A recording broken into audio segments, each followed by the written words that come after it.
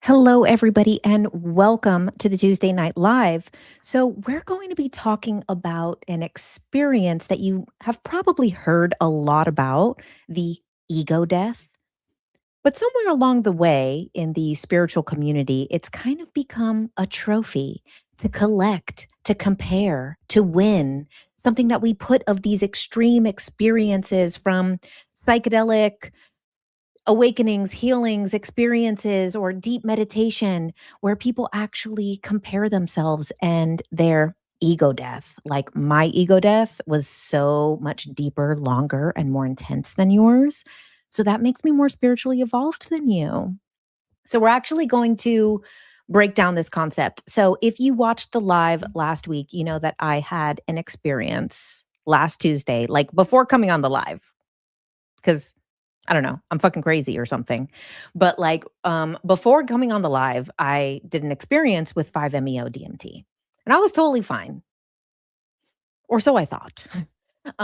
That's because I was still very much kind of in the experience, even though I felt completely normal and sober. But actually, when I got home back to Louisiana, I just collapsed right there on the floor of the studio and bawled my eyes out. And the medicine reactivated. And it was like I finally had time and space and privacy and quiet to kind of integrate what happened with the medicine. And so I've been sitting a lot with the idea of ego death. So I want to get into a couple of different things, although I do want to kind of retell the experience for anybody who missed it. But first, we'll talk a little bit about what is ego, right? There's a lot of different things that we mean when we're talking about ego, and there's a lot of different interpretations of what ego is. So, for example, our kind of most common interpretation of ego is coming from Freud, because Freud is the one who, inspired the entire field of psychology. So for Freud, which is mostly what people mean when they're talking about the ego in a regular social way. Here to continue to my de radicalization. Yes. Hell yeah. That is what we're doing. We are de radicalizing. We're even de radicalizing the ego death right now because I actually thought it was this very intense experience. What we're going to talk about today is that it's a spectrum, it's a practice. There's many different types of ego death. But let's just talk about the ego first so that we know what we're killing or what's dying. And we're all on the same page of that. So with Freud, this is really the number one interpretation of ego that we have socially. And then we'll kind of get into more spiritual. And these kind of start to cross over. But so with Freud, it's really this kind of mediator between the primal impulses of being a human, survival, all of that, and then like the moral conscience, which is society and humanity. And the ego is kind of the mediator between like being this animal that we are as humans and being a human in society. So that's really what he would describe as the ego. Of course, it's like, he writes a whole long book, super wordy essay on everything. That's one sentence. Then we have Carl Jung. And so Carl Jung has kind of the other main way that we interpret the ego. And this starts to venture from psychology a little bit more towards spiritual. And then we're going to go really deep into the spiritual aspects of it. Because this is really what people use the ego death in a spiritual way as a trophy. And not always, but we're going to get into it. And so with Carl Jung, he actually sees it as the sense of I, like I, me, I'm Jenn. Like, so this aspect of I, which is part of the broader psyche, which is like our conscious awareness of who we are. So it's like our personal identity. Freud also sees it as like a personality, but he saw it a little bit more here, right? With this kind of primal and conscious. So like animal and society. And then Carl Jung saw the ego as more expanded, like it's the personal I within this greater aspect of things, and that there is this personal I. Then you want to get into some deeper. Is Brian coming? I hope to see Brian today. Someone has spoken to Brian. since the last live. So I'm hoping because his birthday is tomorrow. So I'm going to be watching here on TikTok. And Brian, you better come for your birthday party that we're going to celebrate the ego today. So then we want to go deeper into these esoteric teachings of like the fourth way. So the fourth way is a bit of a deeper esoteric teaching rather than our kind of baseline spiritual teachings. And with the fourth way, they have a different interpretation of what the ego is. So it actually is said that we are many eyes. We are not a single I am. We're actually hundreds of eyes. Letter I, me. That there's not just one Jenn. There's Jenn that's JK Ultra, Jenn that's a wife, Jenn that's a friend, Jenn that's pushing my cart and getting annoyed at somebody in Walmart because their cart's taking up the space. There's the Jenn that's a sister, the Jenn that's positive, the Jenn that's a hater and judgmental and a shit talker. There's the Jenn that is, well, thank you. The Jenn that looks fabulous, thank you. You know, you really know how to make this all great. Yes, my my praise kink Jenn, there's many different, so in the fourth way, it's actually there's not one single I. That this concept of one single I is the ego. So that there is no one I.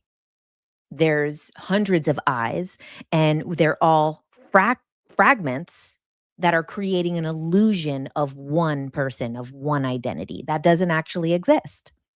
And now we go into deeper into Eastern spirituality, and we have the Buddhism concept of the ego, which is the false sense of self. So this is the separate self. This is the construct that clings to thoughts.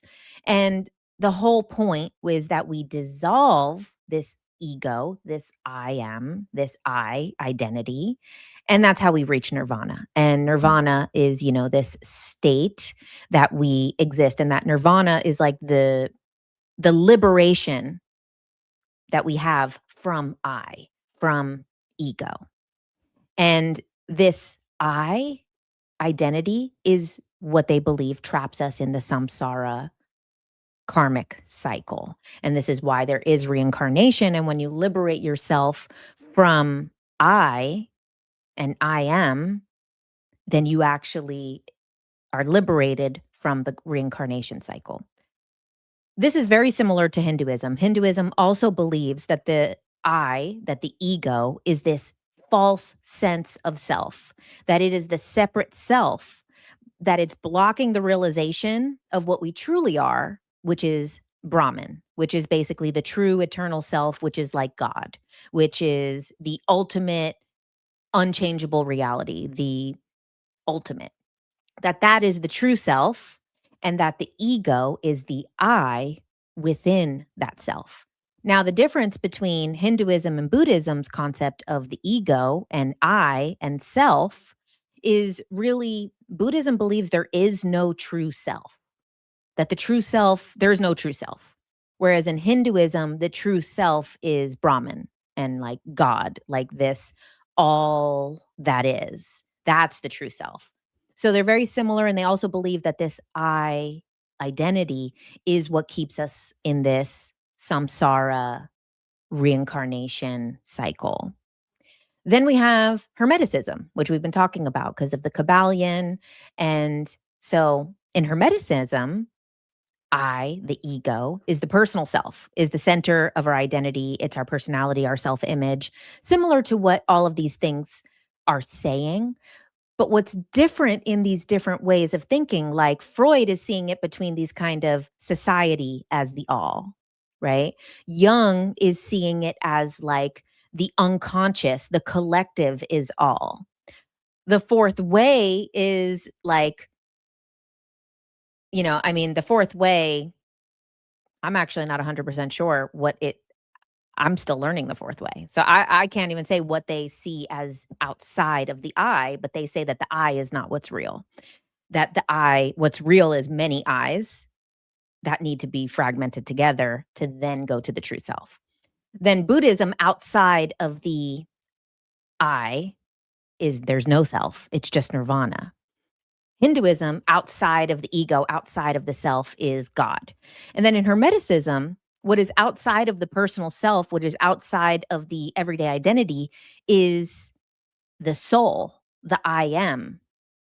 And that is the soul is a spark of the all, is a spark of the one, is a spark of God. So they kind of see the self as like similar more to like a higher self. And this is why Hermeticism has the phrase, know thyself, because it's this other version of ourself. And then, since we've been talking about human design also does use the word ego for one of the centers of the body, which is the heart center, is also called the ego center. And this is the part of the body. It's separate than the G center, which is like the passion, the identity. It's split. The G center and the heart center, which is the ego center, are split into two. So the heart is split into two. We have this kind of passion, identity, who we are, but the ego version, the heart center, is actually the willpower, material desires, self-worth, wanting things in the physical. So it's kind of the identity and the passion of who we are, and the passion of what we want in the physical is split into two centers of the body, the G and the heart center. So just to be very clear, right? What are we talking about when we're talking about the ego? Right? So it's this sense of self. And then everybody knows the concept of like the inflated ego or the toxic ego, which is a superiority, a cockiness. We also have toxic ego for people who think they're like loser pieces of shit, right? Because that's also, another form of ego, right? It's a form of the self. It's just we oftentimes only talk about the people who see the ego as like they're better than others, but it's also egoic to think you're less than others. Like that's also the ego, and it's also toxic. So now let's get into ego death. So I'm going to get a little bit into the story now before we kind of talk about this, because there's stages of ego death and there's a spectrum of ego death, and then there's traps of the ego death. So as you guys know, I did the 5-MeO DMT last week while I was in LA. And before the ceremony started, this medicine man, who was just incredible, he was such an amazing space holder. He asked us, do you know your true self? And my friend, said her answer, which was like kind of like a yes and no.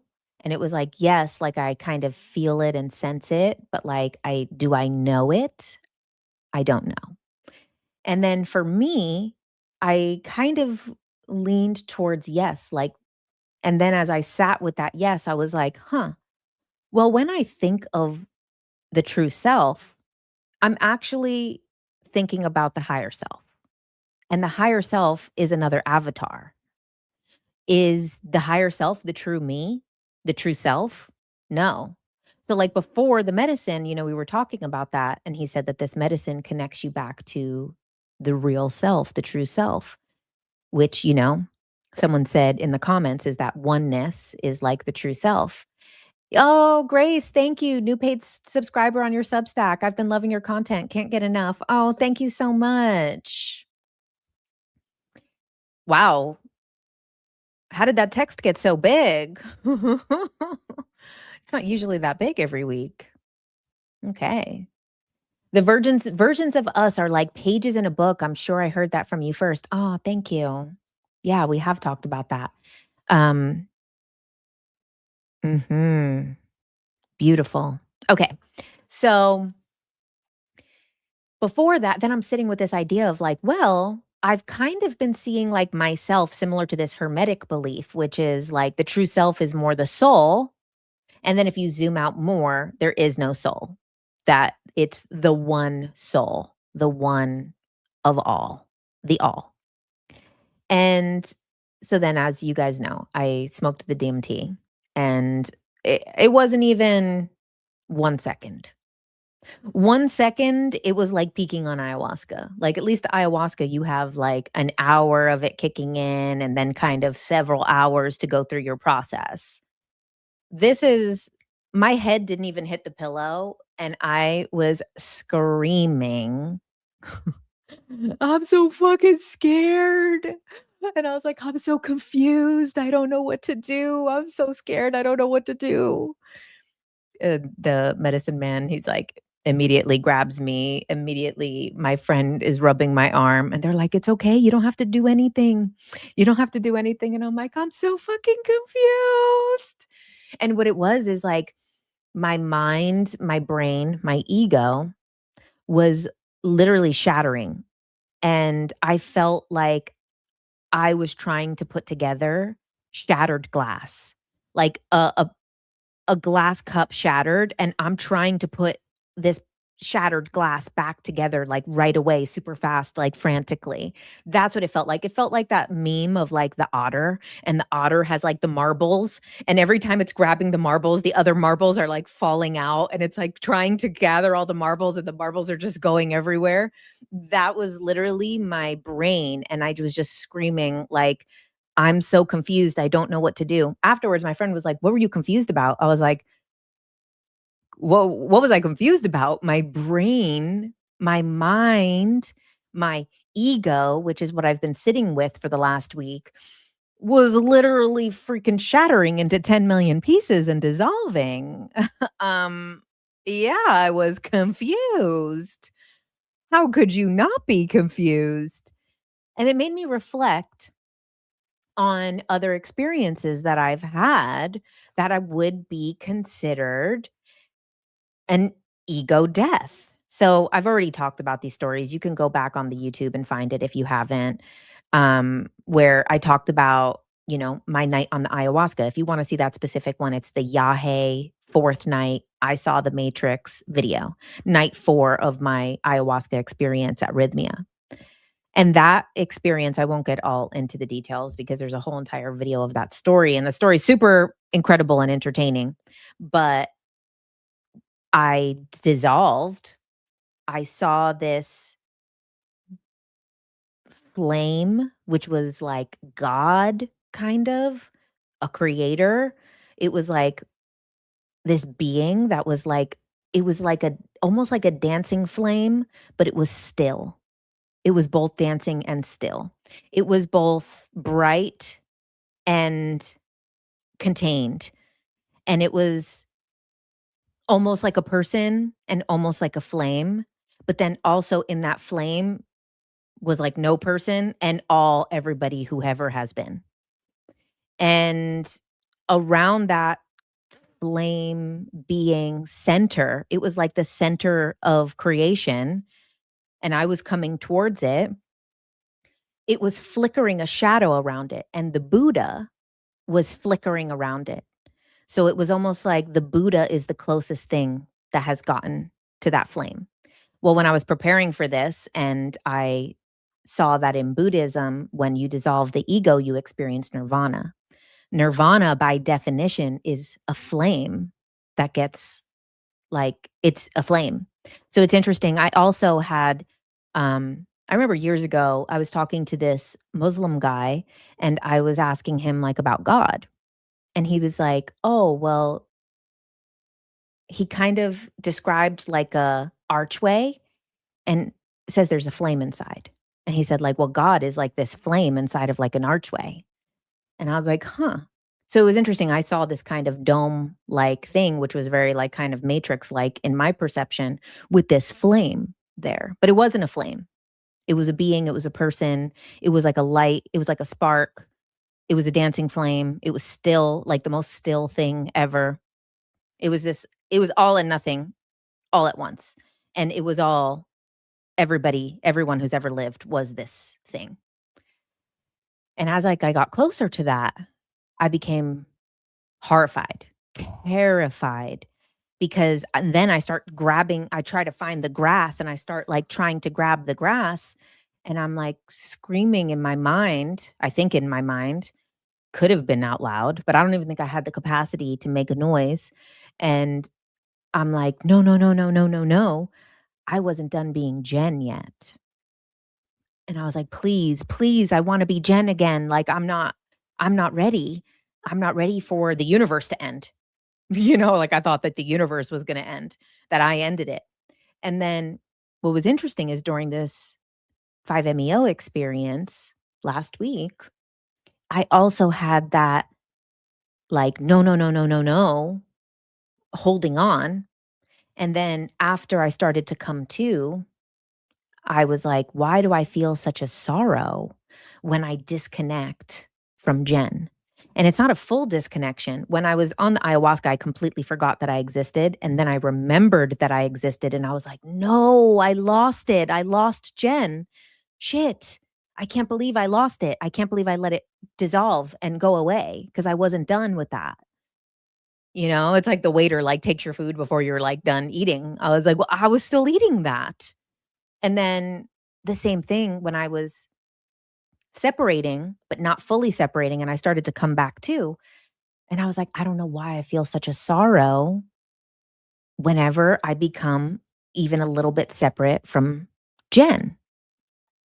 And that also happened to me at Monroe Institute when I kind of started to have, like, the beginning of an out of body experience. I felt all of my consciousness concentrate in the head and not in the body, but it was like holding on in the head, like it was still holding on. My mind was not letting it go. The same way on the DMT, that my mind was not letting go, and it was just like trying to understand and trying to, like, keep itself there and, like, keep itself busy to hold, like, this experience. And after I talked about that on the live, there was a few people who had left comments on the video that really hit, because in the moment, I'm trying to understand, why do I feel sorrow?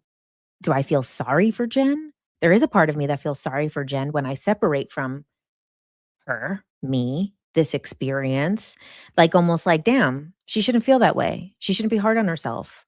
So there is a level of, like, sadness for, like, "Damn, like, I can't believe you're even hard on yourself or any of these things. Like, are you crazy?"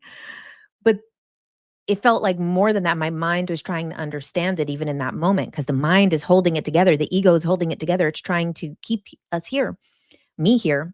And then several people had commented that, um, you probably are so connected to the experience of Jen, or I love Jen, the experience, so much that when I start to separate, I feel this sadness of separation from the experience. And when I read those comments, there was, I think, two people who had left that comment. I was like, wow, actually, yeah. And so I've been sitting with that, and I've been looking at these other experiences, which I would call ego deaths, um, or consider, I mean, did I let go? No. I fought for my life. Did the ego die? No, it fought tooth and nail. When I had that MEO experience, it taught death, fighting to the death, and it won. It won. Separation won. And so, but I've been sitting with that, and I was like, you know, I'm so connected to this experience. And then I kind of look at, like, other times, like when I posted about that ayahuasca experience, there was people in the comments, and I think also too in my interview with Mark Serto, there was people in the comments who were kind of like, "That's not an ego death. Like, when I had an ego death, it was so deep and so intense and, like, so a real ego death." And it's like this, um, trophy. And we think about, like, when people experience an ego death, like, and so we have this, like, boom, nuclear explosion type of ego death that happens in psychedelics, where you're literally ripped, and it's, like, to the extreme, like I experienced on the ayahuasca of, like, I forgot I existed, and then I got super scared that I forgot for too long, and it was gone now. Or then I have the experience of, like, the 5-MeO where I was like, desperately, my mind is like, no, no, no, keep thinking, because if you stop thinking for 1 second, we might lose this. It might dissolve. And if it dissolves, what's going to happen? And, um, so then I was kind of like looking up, like, well, what are like the levels or stages of like ego death and different types of ego death and things like that? And so let's talk a little bit about that, the stages of ego death. So we have that like extreme psychedelic nuclear boom, kaboom experience that can only be temporary. Like it is only possible to have that temporary. If you stay in that oneness, you won't be able to function in human society, similar to what Freud's concept of the ego was. You won't be able to, if you have that full loss of ego, if there's no sense of self, if there's no protection, no boundaries, no motivation, then functioning in the world would eventually become impossible and you would no longer be able to survive in this world. So the ego, as much as it's portrayed as, dissolve it, kill it, all of these things, it really is a necessary tool to survive. So that kind of one spectrum, that extreme all the way in the red spectrum is that trip ego death, which is like full blown, full dissolving, full forgetting who you are, or a version of getting there, right? Like me fighting to not fully let go is on that extreme on the trip side. Then we have like this more integrated versions of quote unquote ego death. And that is decentering the ego, reducing these like ego driven greed, fear, separation, all of these like low vibe stuff or whatever that people talk about. And that is a form of an ego death. So we have like these kind of stages that happen. Awakening is a form of ego death. So when you go from your ordinary life to then, wow, I'm a soul. There's another version of me. There's a higher version of me. There's a higher self. I might be reincarnated. I might have a soul family and soul lessons, and I might have lived other lives as other beings. And then you zoom out more and you're like, oh, there's an oversoul. There's a group of us that are all one soul, and we're having all different experiences through the body. And then you like zoom out more and you're like, oh, we're all one. Those are a form of ego death. Is the awareness, your conscious awareness of self, of I am, becomes more than just like what Freud talks about as the ego, which is the impulse of humanistic, animalistic life and the human societal. When we go to that kind of Carl Jung type of understanding of ego, which is this is just a part of my psyche. And then, you go further, like in the Hinduism concept of ego, of, well, there's Brahman, there's God, there's the all, there's the one. That is the true self. And I am just a false construct of that. So those are forms of ego death, is just the awareness of self changing. Then we have kind of, and that's like the light version, right? Like that's like the woo party. And then we have the shadow, the dark night of the soul aspect of ego death, which is what happens usually after that awareness and after healing and after things like, healing work, you know, which is the leaving of the stories of this story of my life is just a story. I'm more than this story. We've talked about this many times before, that like this whole idea that like, oh, my soul has a wound. My soul is working on this karmic lesson. That concept in itself keeps you in the construct of that. But then when you realize that it's like literally just a costume, the soul is fine. The soul is amazing. The soul is not wounded. It's the costume, the concept that has the wound. It's not the soul that is learning. The soul doesn't need to learn. So that's where we go from kind of this one aspect of awareness to then a greater aspect of awareness, where then it's like, oh, my soul doesn't have any lessons to learn. It's me experiencing. The earth is not a school. You know, you go to those first stages and you're like, earth is a school. These are the lessons of my soul. And that keeps you in that construct.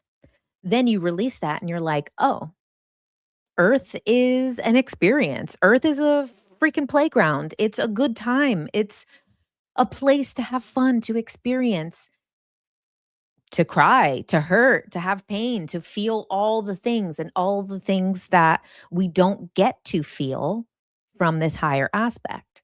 And that kind of releases us from karmic cycles. So, do I think that you need to completely dissolve into no self to reach getting out of the karmic cycle? I don't believe so. I believe it's you change the false constructs, right? That's what both Hinduism and Buddhism believe, is that this false construct is what keeps you in samsara. But if you know that your true self is even just like the construct of the soul, the I am, which is still a false construct of the true self in a lot of these teachings, even that is good, is fine. It's not unworthy. It doesn't have a self-love issue. It doesn't have issues with betrayal. It doesn't have issues with all of these things being seen, all of these things that people are learning lessons of this life. That is a costume. And when we project that costume onto a higher self, which is still an avatar, then we continue that cycle on the same level. Like we continue that as well. So that's like more of like the dark night aspect of it, is like collapsing the old self, collapsing the old timeline, collapsing the old story. And again, not to say that you can only do this with psychedelics, but psychedelics is like the extreme way of doing it. And I think about it had been like over a decade and I hadn't done like anything. And then I ended up doing some mushrooms in the desert with two of my girlfriends. And we were outside, like seeing like the sky and the desert. And out of like my peripheral vision, I was seeing my life as like the museum. And it made me feel like I was in the Museum of Natural History at night after it was closed. And all the exhibits were different moments in my life.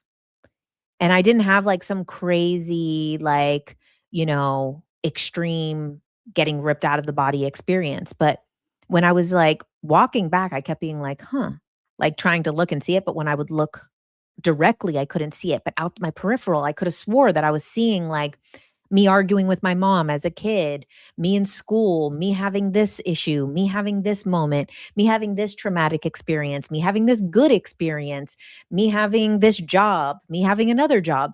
And like as I was walking in the desert, I was like seeing my life as a museum of these moments frozen in time. That they were playing out like what are they, animatronic, like things that you would see in a museum of natural history. And it was like, oh, these are all just stories. Actually, my whole life is a story. Everything's a story. That is a dark night of the soul type of ego death. So we have that kind of awareness of, wow, I'm so much more. And then the kind of shadow work implementation of it, of like, oh, this stuff that I've been identifying with, the I am, the self-image, the identity, the stories, the nothing's going to work out for me, the people always leave, no one appreciates me for who I am, this thing keeps playing out, this keeps happening, why does everybody treat me this way, I'm never going to be fully seen for my gifts. Those stories start to dissolve and we start to allow those to go. So that's a form of ego death. And then we have these kind of like glimmers of egolessness. So that's where like these brief moments that we find ourselves, and this could be psychedelic, right? but just not so extreme like the trips. But it can also be through meditation or things like that, or just awareness. Like we could have these moments where we're like an awareness that we are all one, or an awareness that we are all connected, or so those are kind of like the egolessness. We can't live in that for very long. These are short. We can have an extreme burst from like a psychedelic experience, or we can have light bursts through day to day life. Like if you did a practice that you're outside and you kind of like are connecting with nature, and then you're like, wow, like I'm nature. This is all nature. That is kind of these moments of egolessness that we experience. And then we have the integration, right? Reintegration. So this is where it becomes a tool. This is where it becomes a practice. This is where, okay, how am I pulling back because you can't kill your ego, right? Like, I mean, Alan Watts says, the even attempting to, or the desire to get rid of the ego, is literally ego in itself. It is one of the biggest ego trips that you can have, is thinking that you can kill your ego, because the thing that wants to kill the ego is the ego. It is literally your ego on an ego trip, thinking that you can escape the ego, that you can kill it. The thing that wants to kill it is an ego trip. Like, so that's why, like, the real ego death is not like annihilating the ego, because it's like, that's impossible. Wanting to kill the ego is the most fucking egoic shit you could ever do. So, what is the practice of ego death, right? Is the reintegration, is the decentering of the ego, is, like I said, moving away from the greed of the ego, moving away from the separation, moving away from fear. Can we live every single aspect of our lives at every single moment like that? Probably not. You might be able to like overcome greed, but there will be moments of fear. And that's normal. There will be moments of judgment. There will be moments of separation, of that person's a dick. Fuck that person on the road. They don't know how to drive. That person hurt my feelings. That is a form of separation, right? Is looking around us and seeing the separation. And it's like, that is okay. Those are aspects of ego that we're never going to fully kill. And if you think you're going to fully kill it, then you're on an ego trip. And we have the people who've had the extreme ego death, such as psychedelic experience, or people who have these glimmers of egolessness, these moments of oneness, practice of oneness regularly, that it's actually sometimes the ego convincing them that they're above others or more advanced than others, or which is separation, right? And this is the paradox, right? We're in the level of spiritual teachings, which is the constant paradox, right? So let me see, what else do I have here? I have plenty of notes. Okay, so then we have this. So we have the temporary intense moments, and then we have partial stuff, which this is um losing certain aspects of the ego. So partial ego dissolving, partial ego disentering is like letting go of certain traits. Certain traits like needing to be right, needing things to be a certain way, being very fixated on the way things are, doing things a certain way.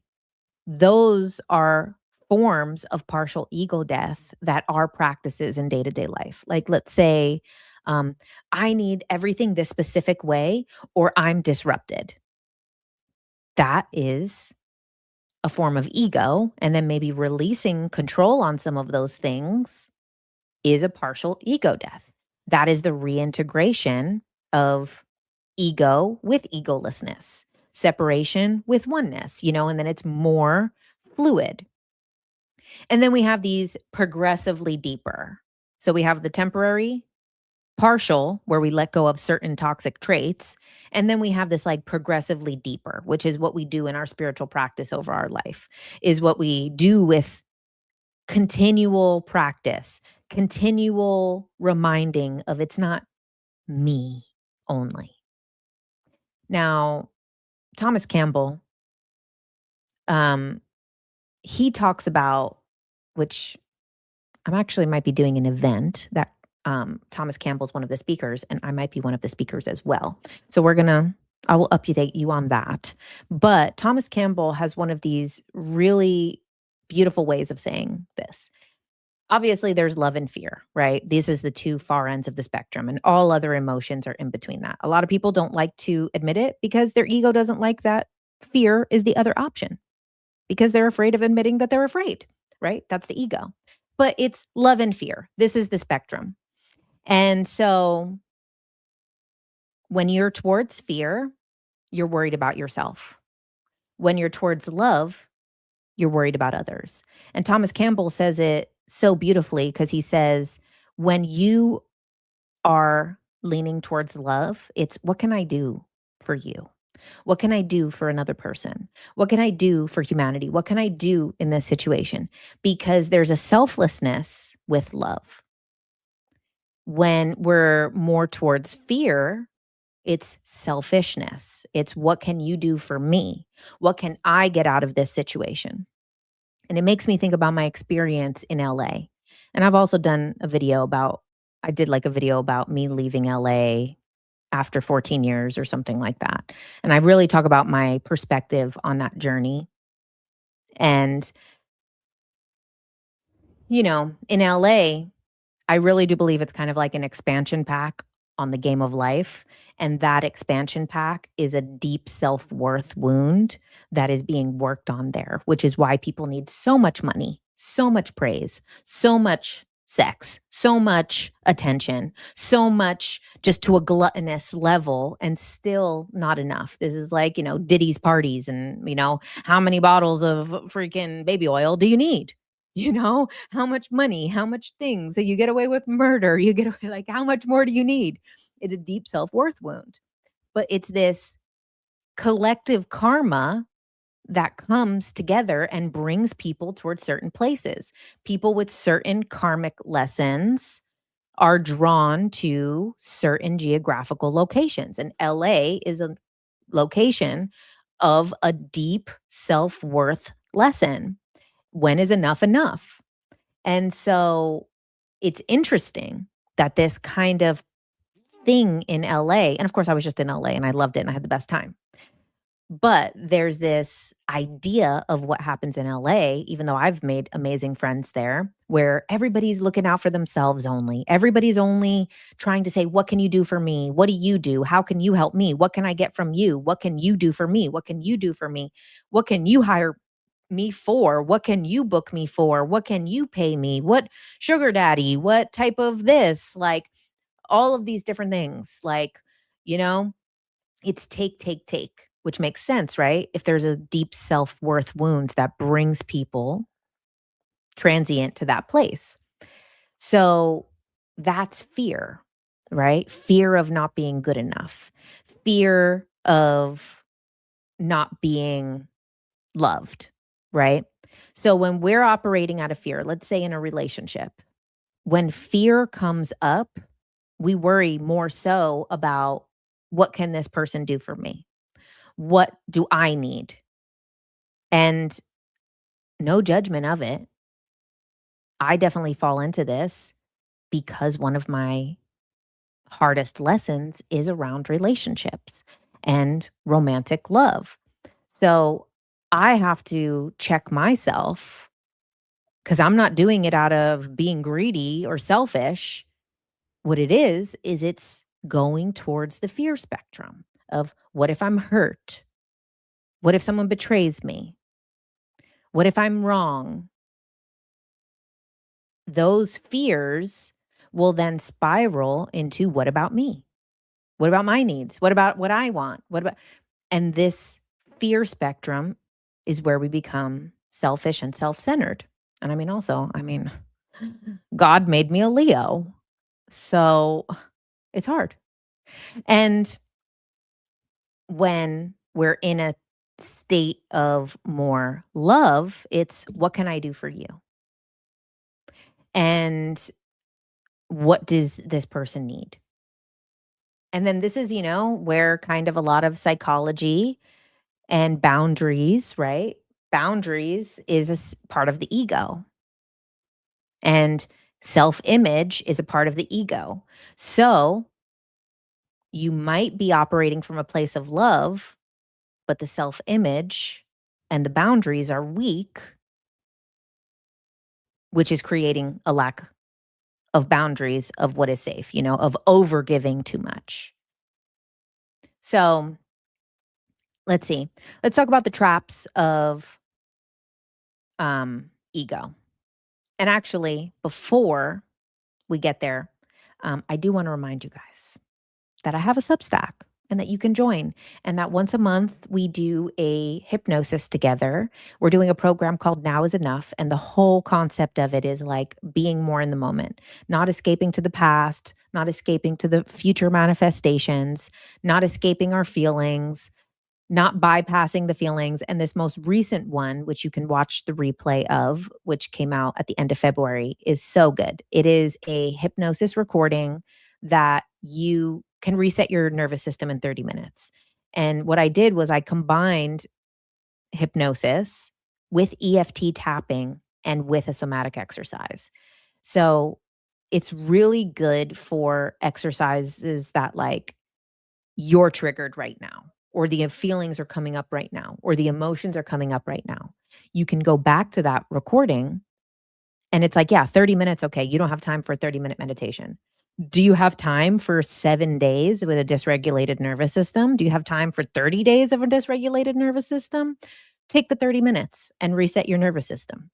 So that's on my Substack. We have tons of other hypnosis on there about all of this stuff, about releasing karmic. That's from the Soul Architecture program that we did last year. There's 10 hypnosis recordings on that, which is releasing karmic cycles and letting go. So like this stuff, if you're like thinking about this and your karma and things like that, um, that there's a hypnosis for that. There's a hypnosis for working on healing the body.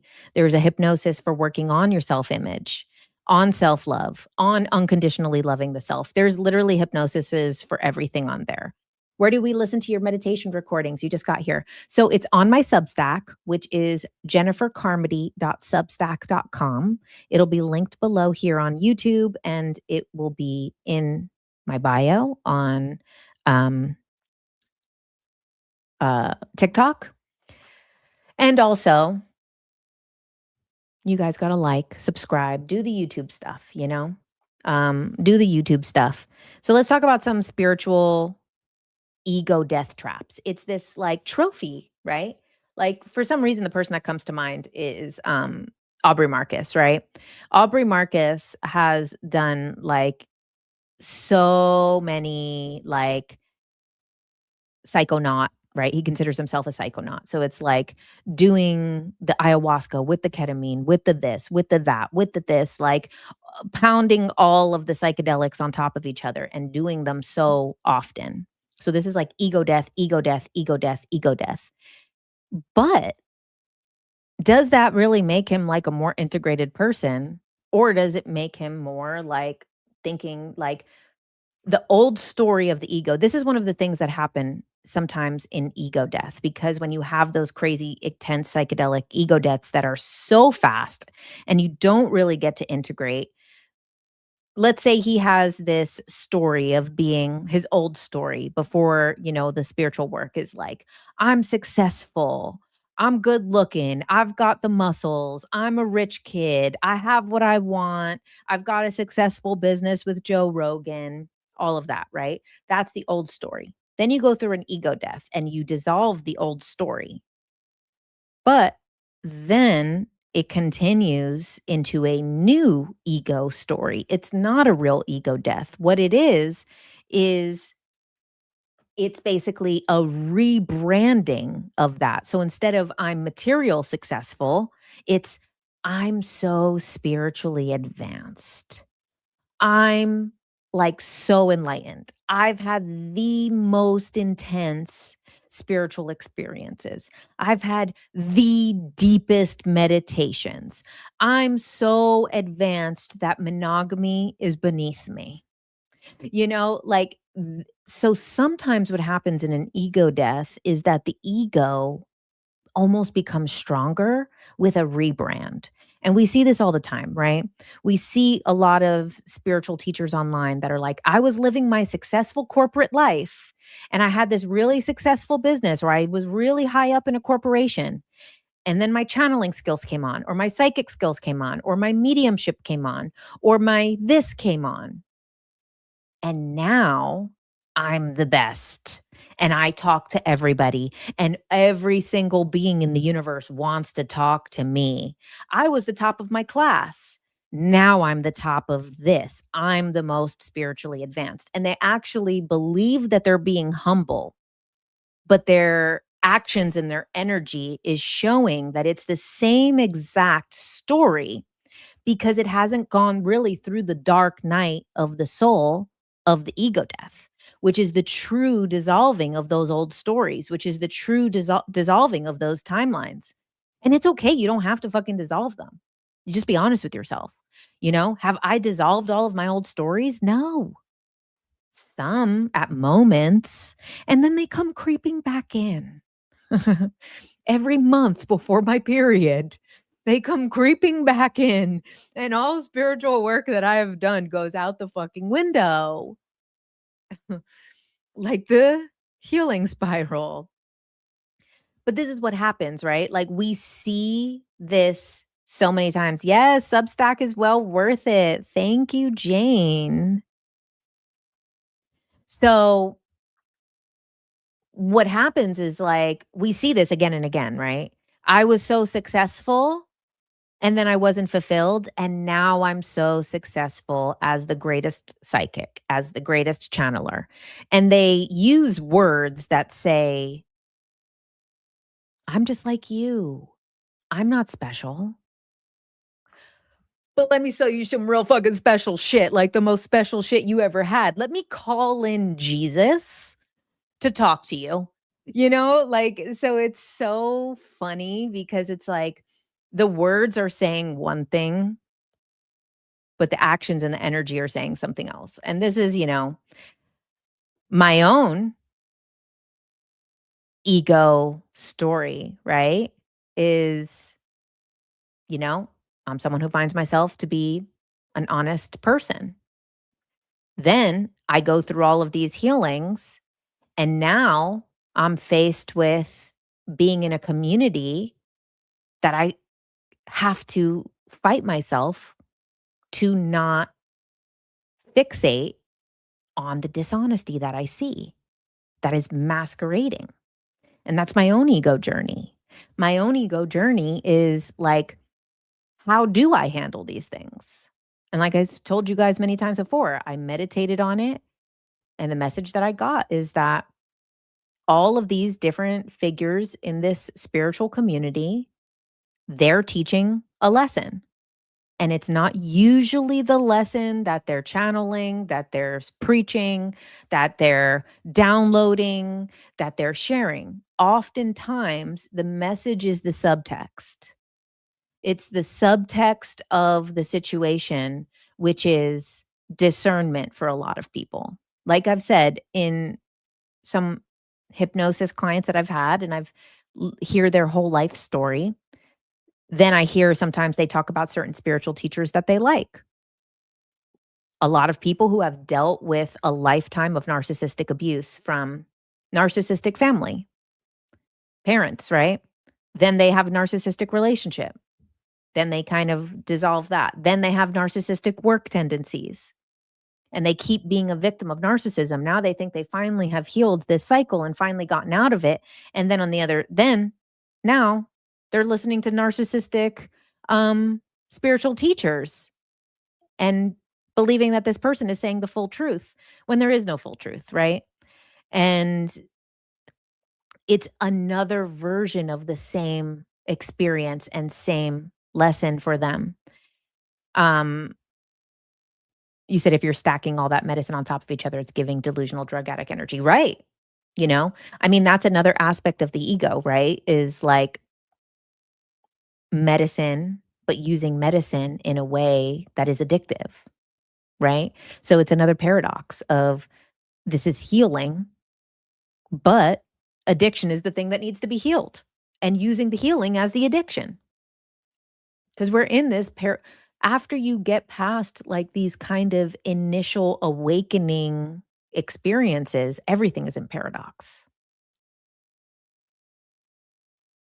You said on the other end of the spectrum is low self-esteem. Is that ego too? Yes. So, Anri, we talked about that in the beginning, is that that's another form of the ego, is people who think they're a fucking piece of shit loser, you know?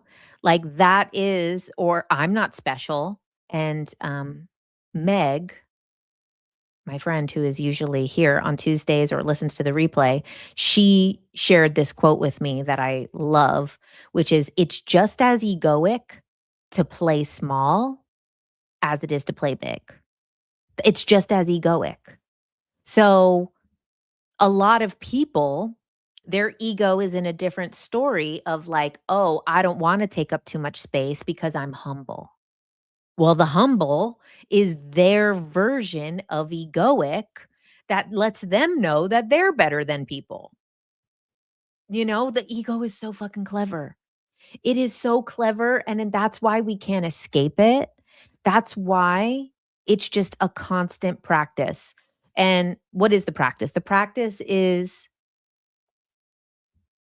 remembering separation, tapping into connection in the best way that we can, working on fear, moving towards love. And it's a daily practice. There is no one ego death. You have these ego deaths and then you have to come back. You have these partial ego deaths where we dissolve the old versions of ourselves, but the ego is so clever that we're like, oh, I healed that thing. And now we start to do it unconsciously in a new story, in a new way. That's the real practice, is being honest with ourselves, which is why those fourth way teachings are also really interesting. Because with the fourth way, they really make it very clear that there is no one I, there is no one ego. The ego is 100 different versions of yourself that you're always being. And it's like one of the things that and I'll probably butcher it. I probably shouldn't try to quote it, but I will. I'm going to do it anyway. But I remember I was listening to like some fourth way teachings, and the guy was saying that a lot of times, like when we think of ourselves, we're actually like in our mind seeing like a photo of ourselves from like the best day of our lives. Like we kind of see like our kind of hottest version of ourself. And even that was not the self. That was a photo of a day, of a moment. And there was a lot more to it. It was a kind of whole lecture on that topic. But I was like, wow, that really is interesting. Like do oftentimes see ourselves we do oftentimes see ourselves in a way that is unrealistic in every facet. Like we don't actually see all the eyes. We can never see all the eyes. We have an idea of who we are, which suits us. So some people, it suits them to, I'm a worthless loser piece of shit. And they see themselves through that lens. And then other people, their I suits them to be, I'm great. I'm good at this. But the reality, it's all of these eyes are us. And when we start to kind of view these eyes and become aware of them, that's the work that we get integrated with, like it's like a step beyond parts work, a step beyond the shamanic journeying where you bring back the soul retrieval. That's a step beyond a lot of these things. Shadow work pulls these things back. Inner child pulls these things back. There's many different forms of taking those fragments of the self back to the one. But even that, like, if you go that step further, like the fourth way teaches, that a lot of times these fractured parts of the self is actually traumatic events, right? So we have these traumatic events, which is what fractures parts of us off. Like, wow, that heartbreak kind of kept you stuck in that loop of this story. That second heartbreak that was pretty close to that first story kept you in that one. That third heartbreak kept you in that loop of that story. These are fractures of themselves. The being a kid and being told, be seen and not heard, fractures a part of the self. That embarrassing day in school fractures a part of the self. But with a lot of parts work and with soul retrieval and with inner child work, a lot of times it's traumatic moments in time that are the fractures of the self that we're pulling back. But in the fourth way, it's beyond that. It's more than just these traumatic things. It's all these different eyes and versions of ourselves and different ways that we show up. And as we become more aware of those, we can become like a more integrated person and more honest with ourselves, you know? And that's really where, this like reintegration or like going progressively deeper in ego work, ego death work. And then in the very extreme spectrum, which we've talked about before many times, and also Brittany Bento, when she was on my podcast, we talked about it, and she has a lot of good stuff on it, is to the level of like demonic possession, right? We're getting a little crazy here, but what I believe to be demonic possession is actually a fractured part of the self that is so wounded that actually sometimes when this part shuts down, takes over. And it's not an outside entity.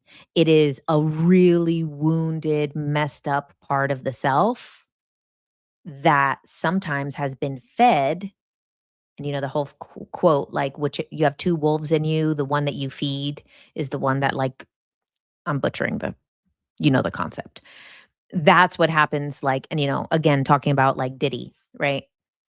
When people say that celebrities sell their soul, I believe that they are so wounded and there's a really big soul fracture, a really big fracture of the self, of the I, that happens early in life. And then that part that feels unworthy, that is wounded, gets fed, gets money, fame, success, bitches, cars, houses, platinum records. Did he get away with murder? 10 million bottles of baby oil. Too much is never enough. And that part of the self, instead of getting love and healing, is getting junk food, is getting all these things that are going into this void that can't be filled. So it just keeps like endless, bottomless pit, abyss. And it grows stronger, stronger, stronger, and sometimes takes the front seat. And this is why people believe that certain celebrities are possessed or sold their soul. I believe that it's that part of the self that takes over. Okay, so when I came home, do you still do the QHHT sessions? Yes, I do.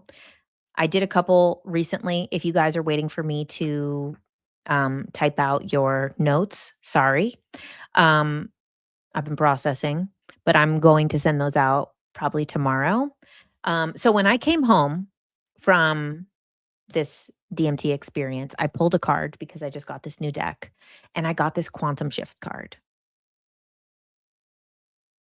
Isn't that beautiful? And in this quantum shift card, it wasn't just like and 37 is my favorite number. And also I was trying to remember earlier with my husband, how old am I? So I am 37. I figured it out. I forgot. It gets harder. Um, Brian, hello. Happy birthday.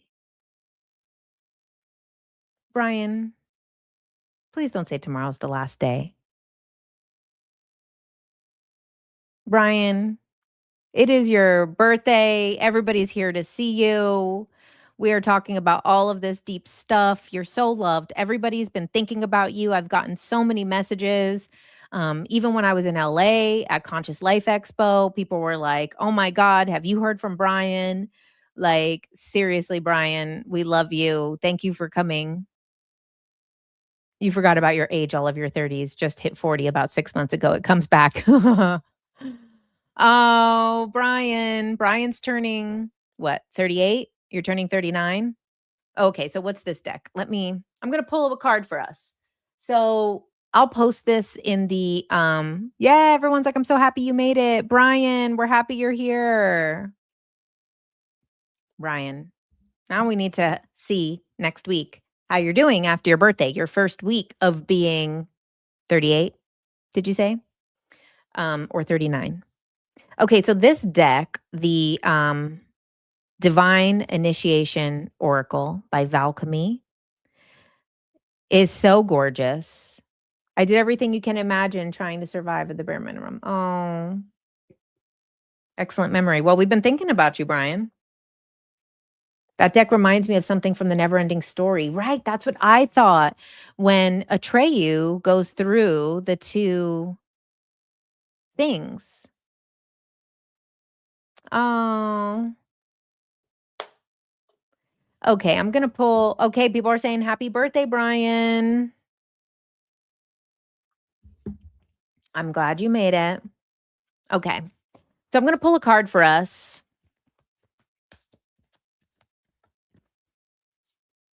You said Adderall blocked you from feeling your body. You were using it to pretend to quit taking. You quit taking it and had to completely readjust and meet your personality and body for the first time in a year. You said you love this deck so much and excited for this card pull. Yes, more happy birthday, Brian's. Mm. Okay, so we're gonna pull a card for us right now. Okay, beautiful. So this is a divine initiation deck. So what's really cool about this is like it's initiations, right? It's not just only a message. It's kind of like what is an initiation? It's a threshold. It's breaking through to like the next level. You've been trying to visit your mom. Oh, well, Brian, you have to go visit your mom. Sacred path. Look at this beautiful card. 27. Look at this card here, guys. Sacred path. Okay. So, I'll post the link to this card in the comments of the YouTube.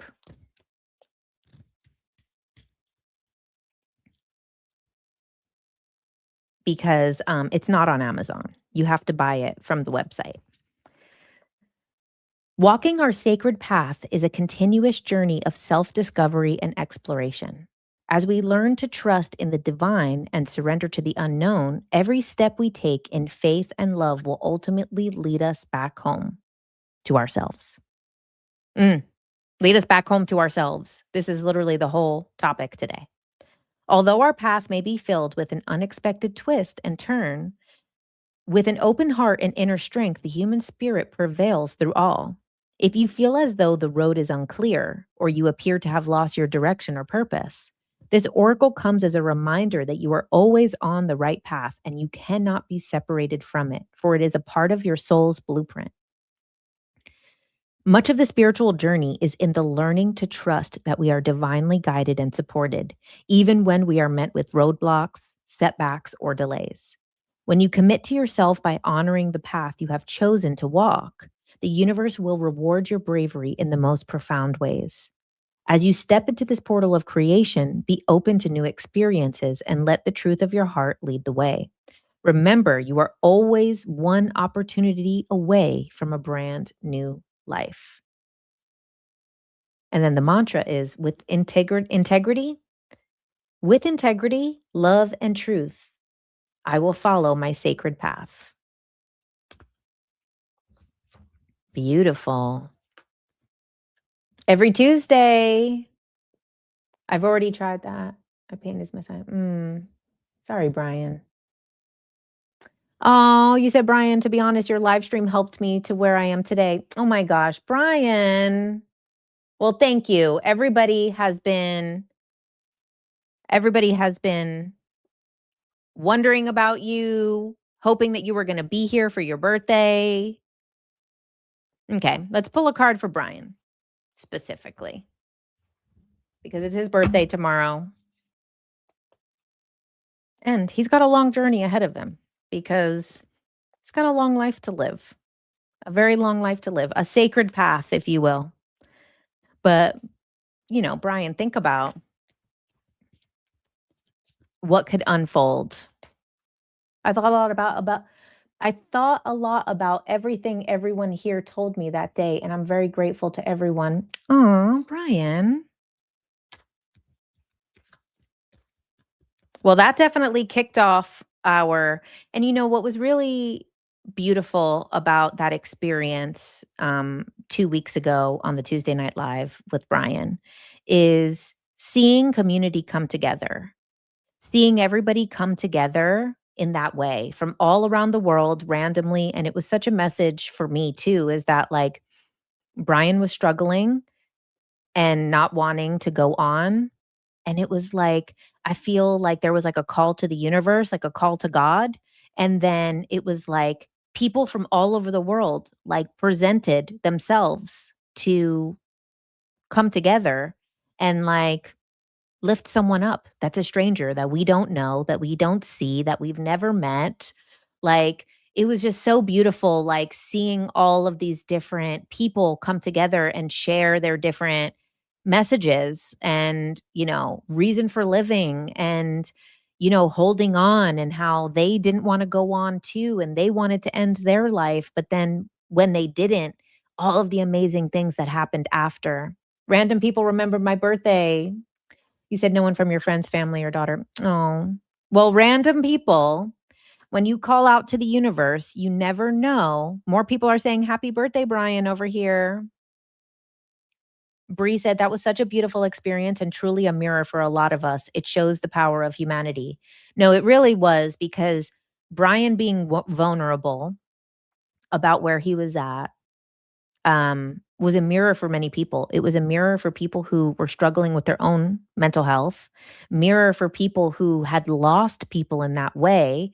There was people who came up to me during Conscious Life Expo and they were like that they've lost a lot of people like that, and getting to be part of that experience to talk to someone who was going through it, like healed a part of them that they lost those other people and they weren't able to talk to those people because they didn't know they were going through it. Other people had messaged and said that the experience that you were having, Brian, with your ex and your daughter, they were on the other side of that they were dealing with, their ex and maybe not like letting their, you know, former partner see the kid as much. And that was a mirror for them to, maybe make some changes with that. There was people who said it was their mirror for like people in their family, that they had people in their family that they've lost in that way, and it healed that part. So it was just really like amazing. We got so much news from so many different people of like how that impacted them in a positive way. And then also a lot of people saying like it made them feel good to be part of, you know, someone out there in the world who is anonymous to us, that they get to be part of uplifting someone. The doctors say you're not physically tired, but you've already given up. You're not just physically tired, but that you've already given up. Hmm. You've tried everything, cannabis, ayahuasca, traditional medicine, everything. Brian, keeping you in my prayers. I know, but getting the feeling of those last days is very complicated. Check out Joe Dispenza audiobooks. Okay.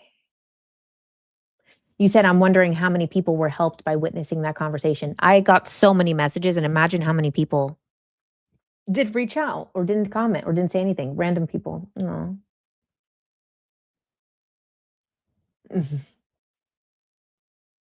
Okay, so this one's for Brian. Mm. James said, Brian, hello, beautiful soul. Oh, wow. Interesting. So you got card number 44. You said, even so, I thought about everything you said. Anyway, I'll send my thanks privately. Yeah, please message me. I haven't really been on TikTok in a while. Okay, so this is Brian's card is yes. Got a yes card. Look at this beautiful. Yes to living. Yes to life. Let's see.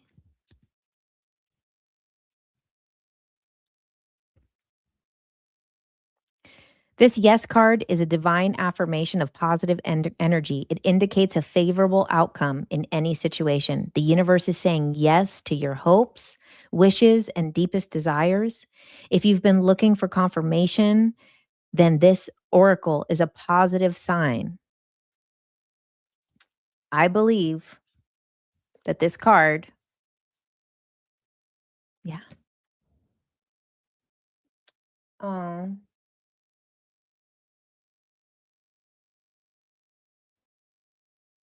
Yeah, I believe that this yes card is a confirmation that like things are getting better. Things will get better. That it's just going to take some time. Yes to life. You are important. Yes. Yes to keep going. He made me feel understood for sure. I feel the same way, but decided to not go to that extreme. Oh, thank you. Thanks you, Grace, for creating a safe community. Thank you. Yes to divine timing that he was on the live last week. Yes. Hell yeah. Yes, you are safe. Yes, you made it for your birthday. So I'm going to post this in the comments of the YouTube video. He sent it as a gift to my mother saying they were the last people her son had contact with. Can you pull one for me? Is my ego what keeps me in my marriage, or should I be accepting divorce? Okay. Well. Oh, someone said yes to another birthday. Okay, let's see. SP. Oh. It's weird that we got the other version of the card. Okay. No. For you, SP is no. There's only one yes and one no card in this deck, so I can't believe we just got both of them. Okay, so you said, can you pull one for me? Is my ego what keeps me in my marriage, or should I be accepting divorce? It's not your ego, according to this, that is keeping you in your marriage.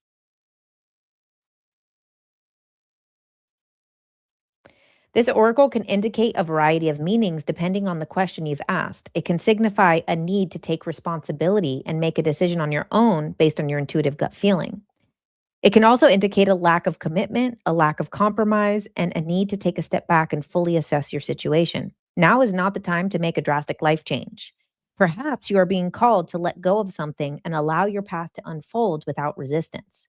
Regardless of the context, when the no card appears, it signifies the importance of taking a moment to pause and reflect on what is being asked or offered.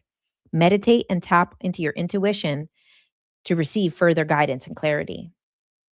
Wow. SP. Pull back. You don't need to make a decision right now. You might be moving too quick.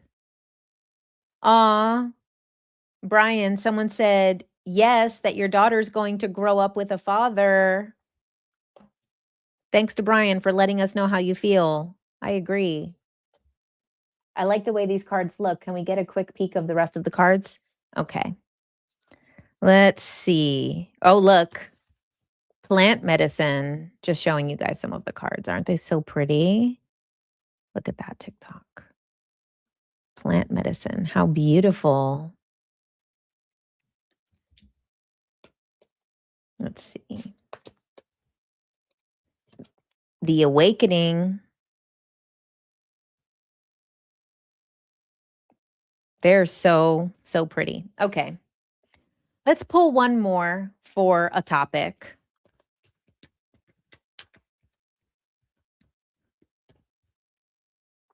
We'll pull one more for a topic. I wish I could put a link here because I have a link to the cards. But I'm gonna put it on the YouTube comments.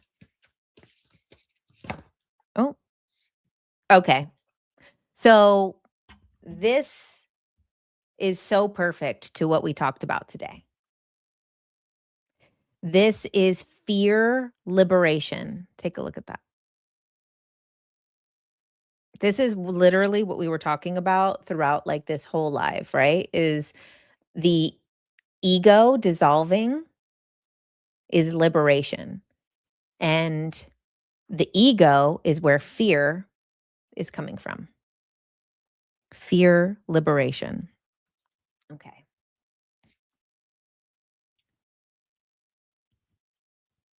When fear is present in our mind and heart, it often stems from deep rooted subconscious programs and beliefs that we have developed throughout our life. Fear is a natural human emotion which can sometimes serve as a useful purpose by helping to avoid danger in certain situations. However, when fear becomes excessive or irrational, it can prevent us from achieving our highest potential. In order to liberate ourselves and detach from this emotional wiring, we must find ways to reprogram our subconscious mind and heal from within.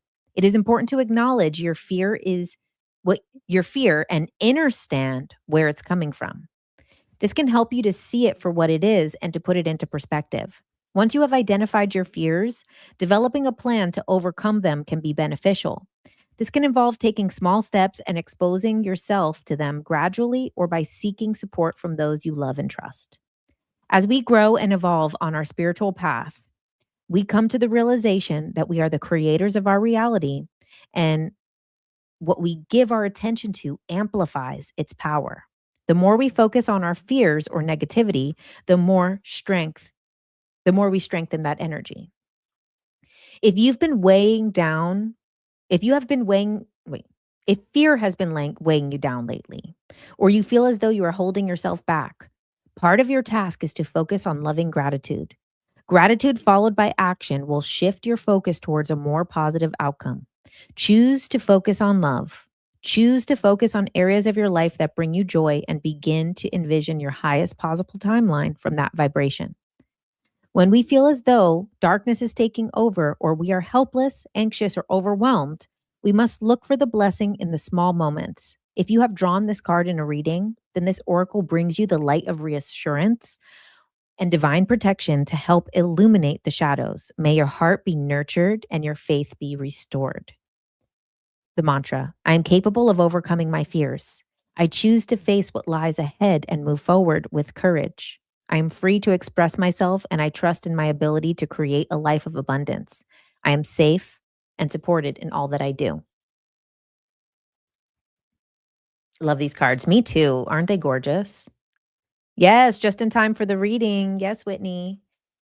Adriana says, Happy birthday, Brian. I'm so glad that you're here with us right now and that you were brave enough to speak on how you were feeling last week. Sending you the best. Yes. What's your thoughts on 3/3 blood moon? I Me and my husband woke up this morning and we drove to the park and we watched the eclipse in the morning. It was beautiful. It was like an amazing date night that we had at 5 o'clock in the morning, and it was so good. I loved it. You said how romantic? It was romantic. It was beautiful. I had the best time, and yeah. I mean, a lot of times people are like, "Don't manifest on the moon, on, like, the full moon and stuff like that." I'm like, "Don't be a freaking pussy, okay?" Fear liberation. It's a lot of parroting in, like, the astrology community. They're like, "Oh, don't do intentions on an eclipse. Don't manifest, don't do magic on an eclipse," and it's like, "What type of fucking witch are you?" You know? Okay, okay. Last time that I remember seeing one of these full moon eclipses that turned red, um, I did a ritual for my first podcast, which was at the end of 2013, and the next day, actually not even fully the next day, my phone started ringing during the eclipse, and someone called me and was like, "Oh my god, your podcast is in the top 10 on, uh, Apple Podcasts right now." And by the next day, I got to number, like, 6, I think. So, I have a screenshot of it. It's my old podcast that is off the internet now. This was, 13 years ago, 2013, I launched it, and it was Joe Rogan, Bill Burr, me, Adam Carolla, and I had my moment. I had my moment. So, but I do have to say, a lot of fucked up crazy shit happened after that. So, just be mindful. That's what they say. You could do magic, but can you hold the whole container? Don't be scared. Don't do the magic if you can't hold the container. Somehow God made me join your live stream, and I know God writes straight with crooked lines. Ooh, I love that. So, Brian, I sent you a request. I don't know if you accepted it last week or 2 weeks ago, because I haven't really been on my TikTok app. I really only open it for the lives. But I'm going to send you a link that we can talk on Zoom privately. Free of charge, obviously. I just want to talk to you. We can talk through some stuff, maybe come up with a little bit of a perspective shift, a plan. We'll see. Maybe you just need to talk. Chaos magic. Exactly. A little bit of chaos magic. One card for me is my intuition or ego to believe your partner is disloyal. Oh, wow. Juan or Juana.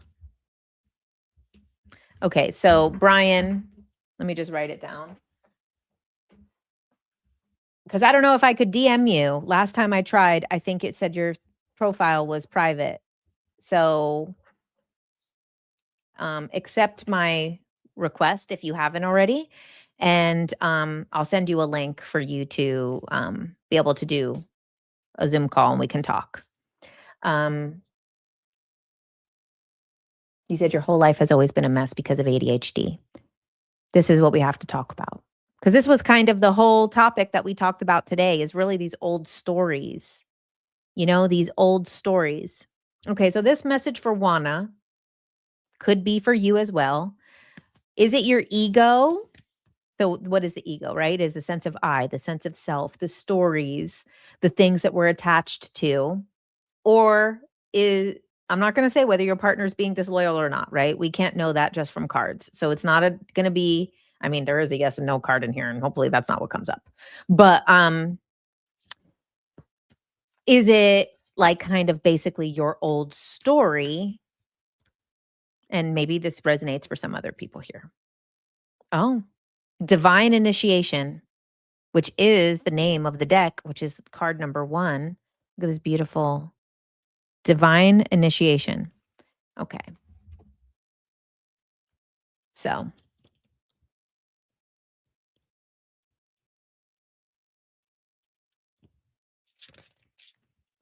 One of the most profound experiences we go through in life is our divine initiation, the initial spark of our spiritual development journey where we expand our consciousness to attain deeper levels of awareness and higher values. Divine initiation is a formal rite of passage into a higher power. It is the spark of divine light that ignites within our hearts at the moment of the event and continues moving through us as we navigate our way through the physical realm and beyond. It is a gateway portal to accessing our innate magic and life force energy, as well as our connection to source. Your divine initiation carries the frequency of love, which helps clear out certain limitations of the mind and influences of the ego. It literally says influences of the ego. Oh my God. As the mind begins to clear and new energy flows through, you become more empowered and illuminated each day. You know exactly who you are and what you came to do here. The confusion of your past is no longer present, and any feelings of uncertainty are now a distant memory. You are beginning to trust your intuition and venture out of your comfort zone. You are surrendering to your soul's plan while also taking responsibility and accountability for your life. Through rising up and stepping into your power, you become a beacon of light, sharing your gifts with the world and making a positive impact on the lives of those around you. You are becoming the person you were meant to be and creating the life you were born to live. Your message is I embrace my unique gifts with courage and confidence. I am always in alignment with my highest good. I am capable of creating the life I desire. I am the light. I am divine. Abundance is my birthright. That was a good one. That was a good one. These cards are amazing. The message was amazing. Yes, they really are. Wow, Juan, it seems straightforward, right? Very straightforward. Okay, so you guys, I'm going to abundance is my birthright is a great affirmation. It truly is. So many synchronicities every live. Thank you guys. Okay, so I'm going to finish up here. I'm going to message you after this, Brian. So accept my friend's request if you haven't already, because I think your private profile didn't allow me to message you last time. And I'm going to send you the link to so we can talk on Zoom. It's my calendar, and we're going to find a time to chat more and you know dissolve some of this old story and see what's possible. So I'm looking forward to it. I'm so glad that you made it. That is my um, birthday gift to you, Brian. And thank you for making it this long and to another birthday. So, oh, and one other thing. Thank you so much, Jennifer. Your knowledge is valuable. Hope that you know that. Oh, thank you. Um, so this is unrelated completely, but the Jim Carrey stuff, you guys need to have discernment. That happened to me once, okay? There was a time, it was my friend's birthday, and she did a party in Catalina Island, and I don't know what was up with me because I looked so bad. I don't know why I was so puffy. I don't know. I weighed the same amount that I weigh now. So I don't know. I don't know what happened. I was so puffy that my friend's roommate came into the party and I was like, "Oh, hey, girl." And she's like, "It's Jen." And she's like, "No, I know Jen." And she's like, "It's Jen." And she's like, "That's not Jen." And I'm standing right there. And I knew I looked puffy and bad. And I don't know why. And it happened again the same week. I saw these guys that I used to work with, and I was like, "Oh, hey." And the one guy was like, "Who's that?" And the guy was like, "That's Jen." Now, I'm the same weight I am now. I had gained weight. I'm still that weight now, but I wouldn't know why. I was so puffy. I don't know that is my nightmare. What Jim Carrey is going through right now, I experienced in 2021, and it still haunts me and it still keeps me up at night that two people in the same week didn't recognize me and verbally said to another person, "Who is that?" And they're like, "That's Jen." And they're like, "That's not Jen." And I'm telling you, it wasn't because I was a clone. I was puffy as hell, and I don't know why I was so inflamed and puffy. And then I ended up getting COVID a couple days later. So maybe I had something going on. I don't know. I will never be able to answer that question. Could Jim Carrey have had some prosthetics on and been doing a thing? Maybe. He might just be puffy because that happened to me once. And that literally people thought it wasn't me. You said it's a clone. I don't believe that. I don't believe it. We need a code word that a clone will never know. You said you don't think it's him. I do think it's him. His different eye color though, but I have the same color eyes as Jim Carrey. They're brown, but in certain light, they look a different color. Because I've also had people say that with me as well. that they're like, "Oh, your eyes are green. I thought you had brown eyes." And I'm like, "Well, I do have brown eyes." But certain if it's very bright, like if not from this angle, but like in other situations, if it's very bright, my eyes look a different color. You can wear contacts to change eye color. Right. I mean, if it was going to be a clone, why wouldn't they just get the right eye color? You said you have eyes like that too. Yeah, it's like when you have like a kind of certain shade of brown. He's been saying similar things for years. Honestly, I think maybe he might be drinking too much or taking pills. That's what it looks like. It looks like when people are getting puffy from stuff. And to be honest, I was drinking way too much champ at that time. At that time that people weren't recognizing me, I was drinking way too much champ. Water retention. Yeah. Champagne retention was what I had. So it was during lockdowns. I was throwing back the champ. I don't know. That's what I think. You said your gut says it's not him. Cortisol face. Right. That's true. That's another thing. Mhm. You said he looks different than before, but everybody does, right? All of us look different. Listen, I'm not trying to be rude, but I saw everybody posting their 2016 pictures. I seen the glow down. Okay. That's why I didn't post much from 2016 because I don't want to humiliate myself with the glow down.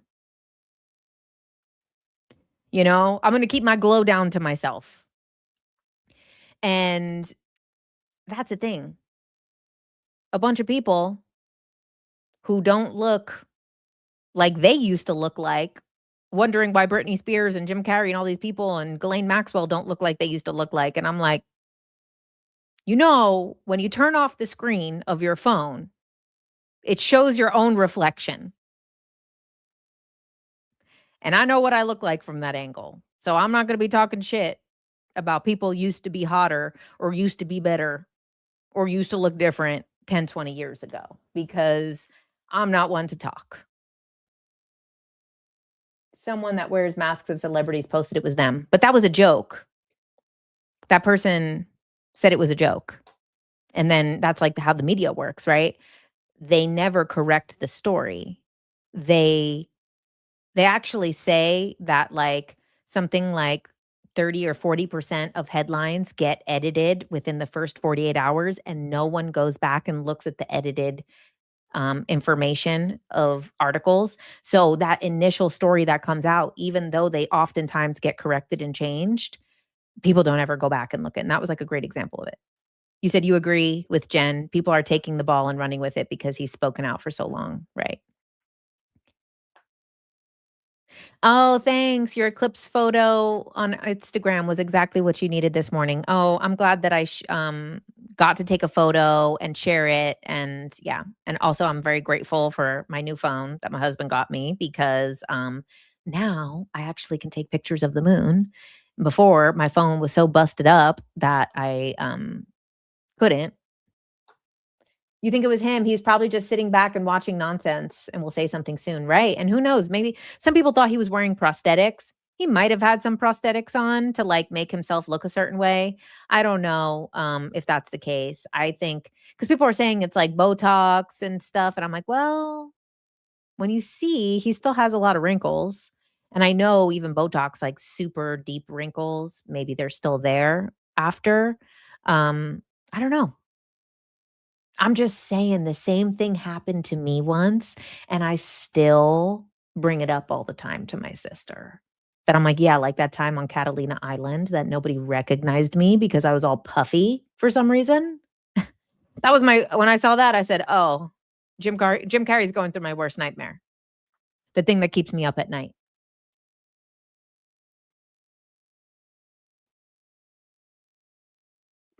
You said, "Why make yourself look bad? Christian or Botox looks great. Why get bad surgery?" That's true. Um, and I'll change I'm gonna go and change the topic to nothing to end of the live in a second. But I just saw one of my friends in LA, and she has seen Kris Jenner in real life. um, since the facelift. And she said she doesn't really look like that in real life. That like it's very heavily edited. And I don't know if you guys know, but the Kardashians have a deal with all of those Getty Images photographers. They're not allowed to post Kardashian pictures until it has gone to them. They edit it and send it back to the photographer. So they free edit it. They even have clips of Kim on Keeping Up with the Kardashians of her editing the pictures herself really quick the same night of the event, going to the room and editing it and sending it back to the Getty photographer. So even the Getty Images are edited, and also they do use filters on their show. Does that podcast exist anywhere? What, my old podcast? No, if that's what you're asking about. It's gone. A Leo's worst nightmare. I know. I know. Glamour magic. Yeah, I did reverse glamour magic that day somehow by accident and came up looking like Jim Carrey, all puffy. A fellow JC, you know, but yeah, why would somebody get bad? That's why I don't think it's really a cosmetic procedure. I think it's puffiness from like drinking and pills, maybe. That's what I'm feeling.